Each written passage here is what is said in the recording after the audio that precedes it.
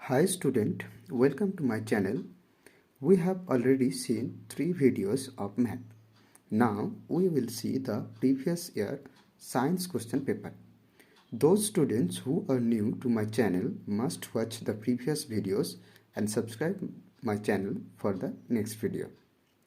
So প্রথমেই আমরা দেখব যে সায়েন্সের 1 নম্বর প্রশ্ন হচ্ছে মানব দেহের সবথেকে শক্তিশালী অস্থির নাম লেখো। তো মানবদেহের সবথেকে শক্তিশালী অস্থির নাম হচ্ছে ফিমার। এই ফিমার আমাদের কোথায় থাকে? উরুতে থাকে।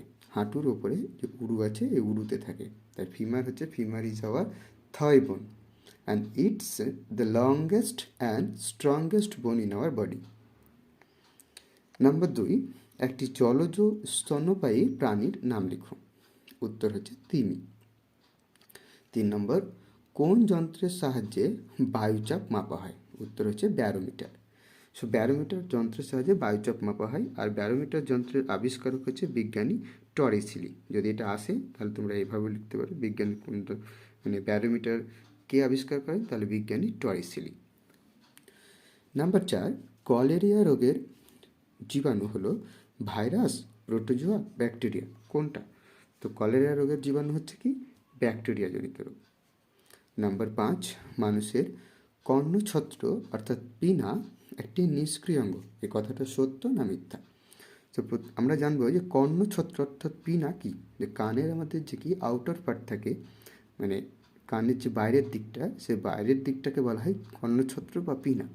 এই পিনাটা নিষ্ক্রিয় অঙ্গ, এই কথাটা মিথ্যা।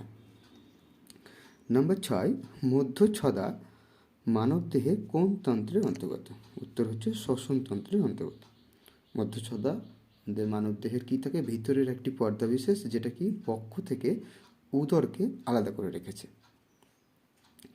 নাম্বার 7, সংকর ধাতু ব্রোঞ্জের উপাদানগুলি কী কী? উত্তর হচ্ছে তামা ও টিন। এবারে অনেক সময় কি হয় যে টিন ছাড়াও দস্তা, ম্যাঙ্গানিজ, অ্যালুমিনিয়াম, নিকেল এই সমস্ত ধাতুগুলো মেশানো হয়। নাম্বার 8, একটি দ্বন্দ্ব চুম্বকের কোথায় আকর্ষণ ক্ষমতা সর্বাধিক? চুম্বকের কি দুটো মেরু থাকে, নর্থ আর সাউথ। এই দুটো মেরুতে সবসময় চুম্বকের আকর্ষণ ক্ষমতা সর্বাধিক হবে। তার উত্তর হচ্ছে মেরুতে, সেটা হচ্ছে নর্থ এবং সাউথ। নম্বর 9, কোথায় আলোর গতিবেগ সর্বাধিক? উত্তর হচ্ছে শূন্যস্থানে। নাম্বার 10, বাতাসে যে গ্যাসটির পরিমাণ সর্বাধিক তা হলো কি? নাইট্রোজেন, যেটা প্রায় থাকে 78.09%। এবারে একটা জিনিস দেখব যে বাতাসে নাইট্রোজেন থাকছে কত? 78%, প্রায় 78%, 78%। আর অক্সিজেন থাকছে কত? অক্সিজেন থাকে 21%। এবারে নাইট্রোজেন 78, অক্সিজেন 21, টোটাল হলো 99। তাহলে বাকি কি থাকলো? বাকি থাকলো যে বাকি যে 1% থাকে, সেটা হচ্ছে small amount of other gases. সেই স্মল অ্যামাউন্টগুলোর মধ্যে সাচ অ্যাজ কার্বন ডাইঅক্সাইড, নিয়ন, হাইড্রোজেন ইত্যাদি। ওকে, so see you again next video. Thank you.